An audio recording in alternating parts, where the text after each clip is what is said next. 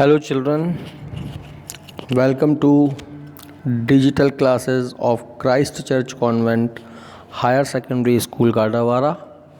I am Amit Toshniwal, your accounts teacher. This video is for class 11th. Subject is accounts. Chapter 8, Bank Reconciliation Statement, Part 2. This video is very important for you as you will be learning methods of preparing bank reconciliation statement, and on the basis of it only you would be able to solve numerical questions. See children, there are two possibilities. That the first possibility is the money of customer is deposited with the bank. It means debit balance of cash book and credit balance of passbook. This is the first condition. And second condition may be customer has taken an overdraft from the bank. Overdraft means excess money has been withdrawn by the customer from the bank. So this is the condition of credit balance of cash book and debit balance of passbook. So we can say that there are two conditions. First, normal balance, that is favorable balance in the favor of customer, and second, unfavorable balance, that is overdraft. So you can see that table that given cash book debit balance or passbook credit balance, they both are same. It means plus balance. Customer का पैसा bank में जमा है, उस condition में cash book में debit balance रहता है और पासबुक का क्रेडिट बैलेंस, यानी ये दोनों एक ही बात है. और दूसरी कंडीशन होती है माइनस बैलेंस की, जहाँ पर अनफेवरेबल बैलेंस होगा, यानी कि ओडी ओवरड्राफ्ट होगा. ऐसी कंडीशन में कैश बुक में क्रेडिट बैलेंस होगा और पासबुक में डेबिट बैलेंस होगा. तो सबसे पहले अपन आते हैं नॉर्मल बैलेंस की तरफ, यानी कि कैश बुक में डेबिट बैलेंस है और पासबुक में क्रेडिट बैलेंस है. ठीक है. तो हाउ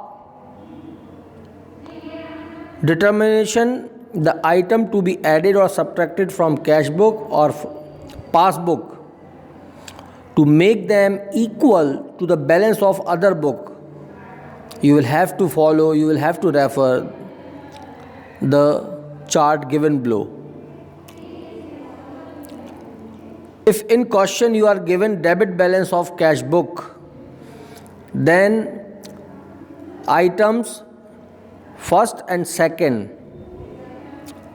विल बी एडेड. आपको क्वेश्चन में ऊपर लिखा रहेगा कि आपको क्या दिया गया है. Debit balance of cash book दिया गया है, तो आप जो फर्स्ट और सेकेंड में जो आइटम्स आपको दिख रहे हैं वो आपको ऐड करना पड़ेंगे. और यदि क्वेश्चन में लिखा हुआ है क्रेडिट बैलेंस ऑफ पासबुक, तो फर्स्ट और सेकंड में जितने आइटम्स आपको दिख रहे हैं वो आपको लेस यानी माइनस करना होंगे. फिर थर्ड और फोर्थ में जितने आइटम्स लिखे हुए हैं, पॉइंट नंबर 3 और पॉइंट नंबर 4 में, यदि कैश बुक का डेबिट बैलेंस आपको क्वेश्चन में गिवन है, ऊपर सबसे ऊपर लिखा रहता है ये, तो आपको पॉइंट नंबर 3 और 4 के जितने भी आइटम्स हैं वो माइनस करना होंगे. और यदि क्वेश्चन कह रहा है कि पासबुक का क्रेडिट बैलेंस गिवन आपको क्वेश्चन में दिया है। तो ऐसी स्थिति में आपको पॉइंट नंबर 3 और 4 के आइटम्स ऐड करना पड़ेंगे। ठीक है। Why it is so? Because we have to tally and match the one book with the other. दूसरे से हमको उसको मैच करना है। तो ये जितने भी आइटम्स यहाँ पर लिखे गए हैं 1, 2, 3 और 4 में मिलाकर, इसके बारे में अपन कल यानी कि इसके पहले वाले वीडियो में आप इसको देख चुके हैं।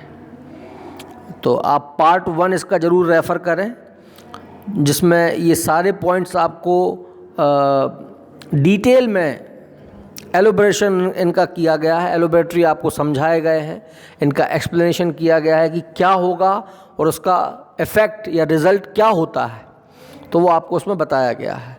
तो ये एक टेबल है आपके पास उस कंडीशन में जबकि कस्टमर का फेवरेबल बैलेंस है, यानी कि कस्टमर का पैसा बैंक में जमा है। उस कंडीशन में आपको ये चार्ट फॉलो करना है। और ये जो आइटम्स लिखे हैं ये क्या होते हैं, इनका डिस्क्रिप्शन यदि आपको चाहिए, यदि एक्सप्लेनेशन चाहिए तो वीडियो नंबर 1 आप देखेंगे, तब आपको, यदि आपने नहीं देखा तो उसको ज़रूर देखेंगे आप। ठीक है। अब सेकंड कंडीशन होती है ओवरड्राफ्ट बैलेंस। ओवरड्राफ्ट का मतलब होता है कि कस्टमर ने बैंक से एक्सेस पैसा ले रखा है, यानी कि लोन, आप उसको लोन कहेंगे, है ना। उसके अकाउंट में पैसा नहीं था और उसने बैंक से एक्सेस पैसा ले रखा है, यानी कि लोन के फॉर्म में। उस कंडीशन में तुम्हें ये ध्यान में रखना है, फिर से यही सोचना है कि तुम्हारे पास क्वेश्चन में कौन सा बैलेंस दिया गया है, कैश बुक का या पासबुक का।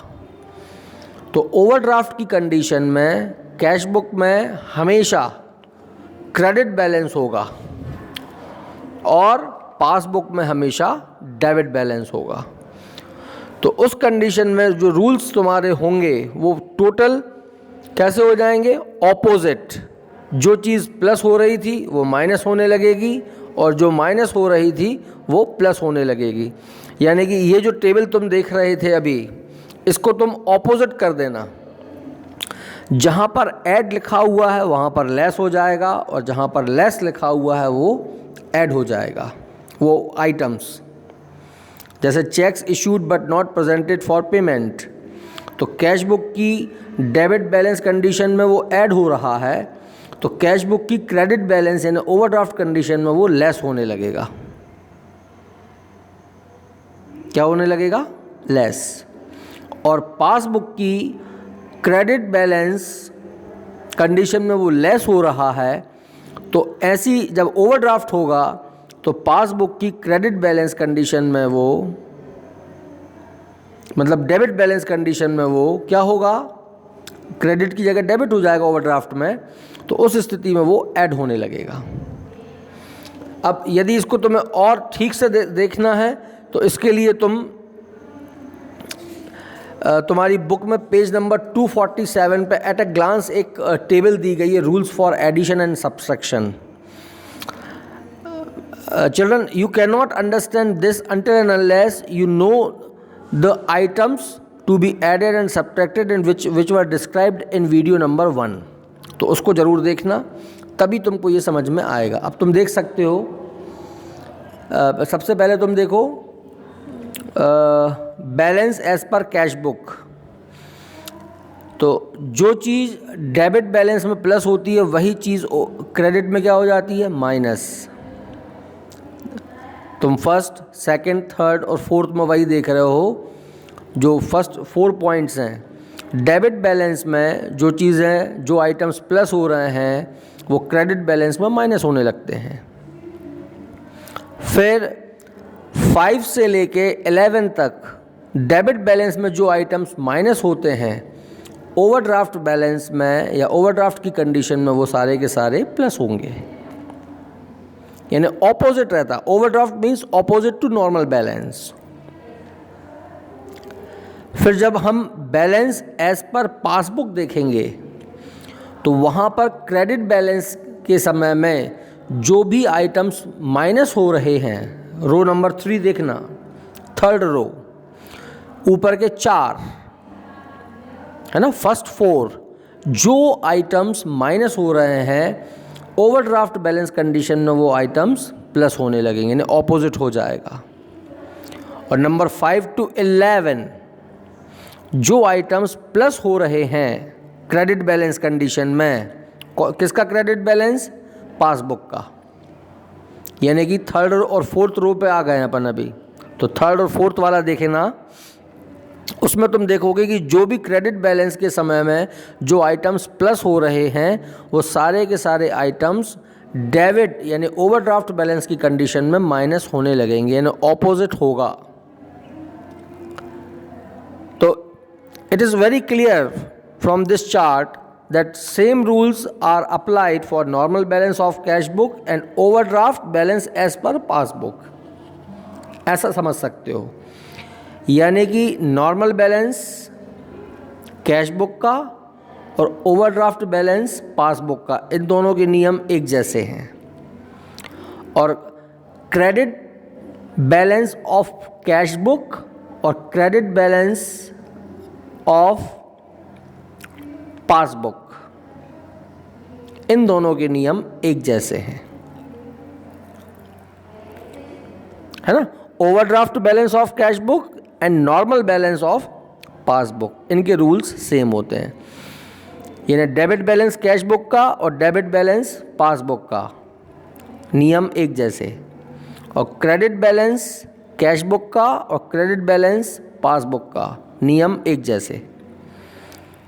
ठीक है, तो पहले इनको याद करो, फिर नेक्स्ट वीडियो में हम आपको उसके कुछ क्वेश्चंस एक्सप्लेन करेंगे कि कैसे हो रहा है।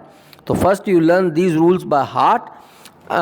One more thing, we will talk about the format of bank reconciliation statement. तो सबसे ऊपर एक फॉर्मेट बना हुआ है जिसमें सारे आइटम्स प्लस वाले पहले लिख लो और लेस वाले बाद में लिख लो। मतलब जब जैसा आ रहा है ऐड लेस, यानी जब ऐड वाला आ रहा है तो ऐड में डाल दो, यदि माइनस वाला आ रहा है तो माइनस में डाल दो। या दूसरा तरीका हो सकता है नीचे वाला कि पहले सारे ऐड वाले लिख लो और फिर बाद में सारे लेस वाले लिख लो। तो दोनों में से कोई भी एक फॉर्मेट तुम देख सकते हो। ये पेज नंबर 246 पे तुम्हारी बुक में दिया गया है। तुम्हें जो फॉर्मेट ज़्यादा सूटेबल लगता है वो तुम कर सकते हो उसमें यूज़। ठीक है, तो first you solve example number 1, 2 and 3. Then I will discuss more about it in next video. Thank you.